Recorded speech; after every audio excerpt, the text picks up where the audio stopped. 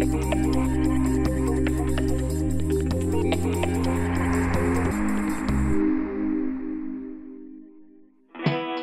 area feeds the entire eastern U.S. for about 7.5 months out of the year. Through vertical integration, we're able to bring safe, affordable sugar from our fields here at the Cooperative to the tabletops in a very efficient, sustainable practice.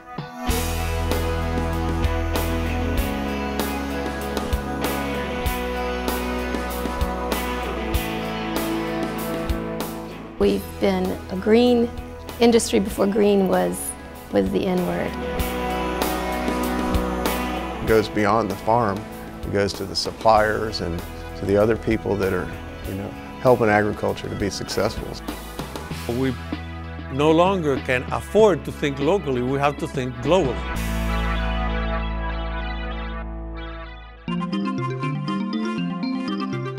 So it's important for us to be ready to harvest immediately. Sugarcane is a giant grass that takes 12 months to mature, and each planting generates 4 crops. Harvesting is conducted by a combine-style harvester cutting 1 row of cane at a time. The stalk is cut at the bottom and the tops remain in the field, adding to the organic nature of the soils. The roots remain in the ground and produces the next crop. First it comes to the cane yard and it gets unloaded from the truck. This is a process that runs 24 hours, 7 days a week. We do what we call grinding, but really all we're doing is squeezing the juice out. You now have 2 components. You have juice and your sugarcane pulp that's left over.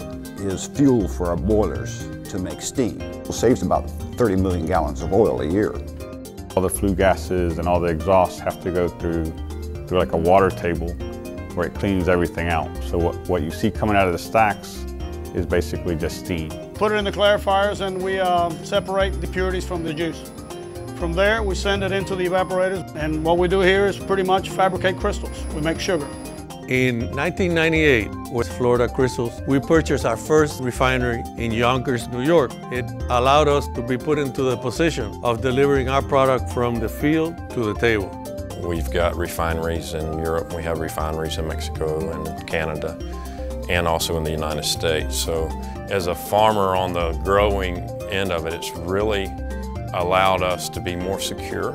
We have 8 refineries in 5 countries, producing some 6 million tons of sugar.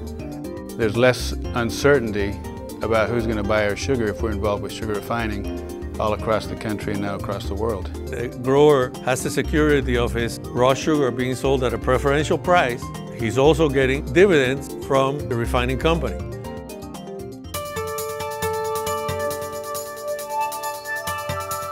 Well, the sugar industry drives our whole business. We have expanded from 1 dealership to 10 dealerships, and the sugarcane is the backbone of what we do. It brings hope and jobs.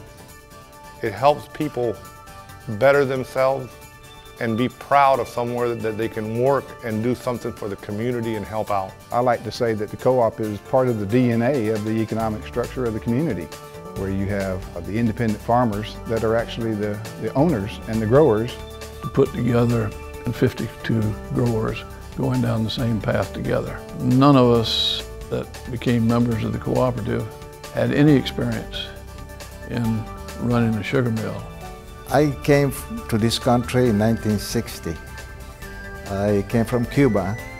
The day I became a member, that was my proudest moment. For me to be able to work with a family member, let alone my grandfather, I consider myself a very lucky individual. Well, the co-op model works for us because we are a small to average sized family farm that obviously wouldn't be able to have a sugar mill and a sugar operation.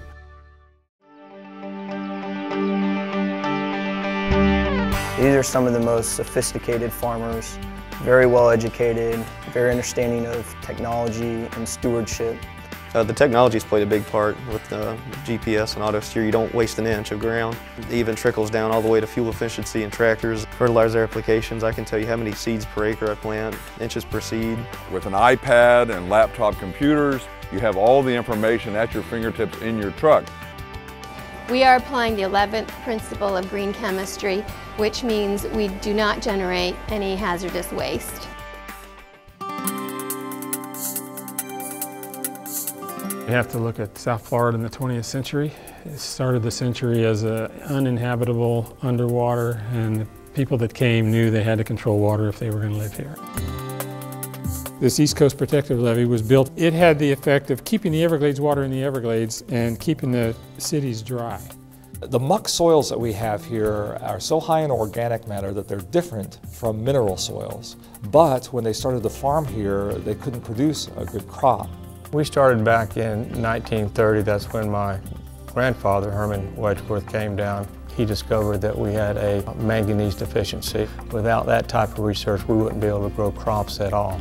You're prey to the weather, to market conditions, so it's not necessarily you've done anything improper, but you can still struggle at times.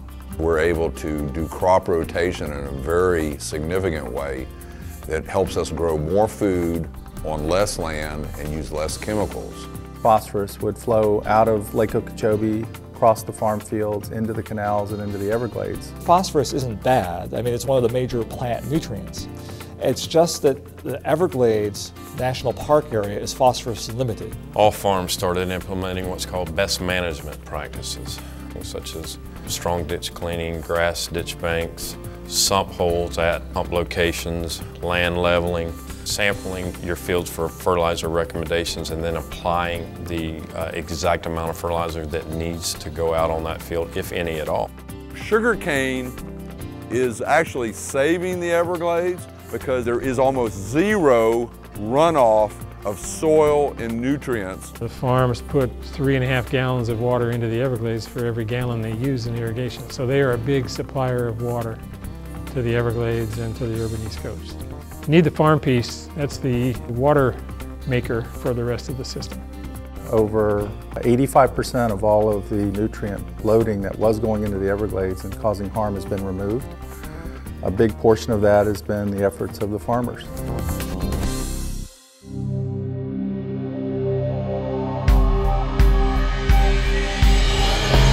Farm and legacy, care for the land, care for your employees. You see a lot of people with 25 years, 30 years, 35 years, and a few in that 40 and 45-year range. We work with USDA on everything that we do, from all of our culvert installing, laser leveling. All of our crops are very much earth-friendly, and we're proud of that.